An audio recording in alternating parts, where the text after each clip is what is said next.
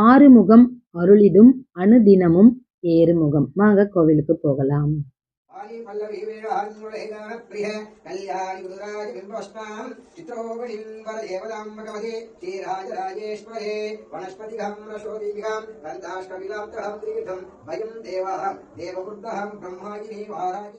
ஆவணியில விளக்கு பூஜை முடிச்சுட்டு டைரக்டா கார் எடுத்துட்டு நம்ம வீட்டுக்கு இங்க வந்தாச்சுங்க. வந்த உடனே அப்பா என்ன சொன்னாரு பாத்தீங்கன்னா, நம்ம எல்லையில இருக்க அம்மனை வந்து ஃபர்ஸ்ட் போய் கும்பிட்டு வந்துடணுமா, அங்கதான் வந்து திருஷ்டி எல்லாம் சுத்தி போட்டு வரணும் அப்படின்னு சொல்லியிருந்தாரு. சரி ஓகேப்பா நீங்க போய் வாங்கிட்டு வந்துருங்க அப்படின்னு சொல்லிட்டு அப்பா போயிட்டு வாங்கிட்டு வந்தாங்க. நாங்க எல்லாரும் கிளம்பி கோயிலுக்கு வந்துட்டோம். எந்த கோயில் பாத்தீங்கன்னா தும்பகாளி அம்மன். நிறைய பேருக்கு தெரியும்னு நினைக்கிறேன், கேள்விப்பட்டிருக்கீங்க. ரொம்ப ரொம்ப சக்தி வாய்ந்த தெய்வங்க.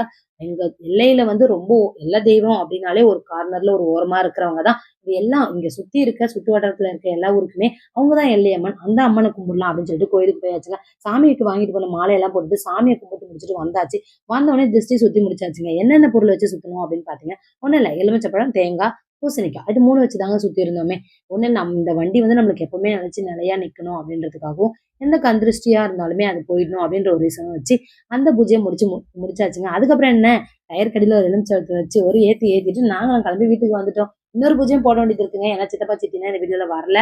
நாங்க சித்தப்பா சித்தி எல்லாரும் சேர்ந்து செங்கல்பட்டுக்கு போயிட்டு அங்க ஒரு பூஜை போடுவோம். அந்த வீடியோவும் அடுத்த வீடியோல அப்லோட் பண்றேன். இந்த வீடியோ பிடிச்சிருந்துச்சுன்னா லைக் பண்ணுங்க. தேங்க்யூ ஃபார் வாட்சிங். பாய்.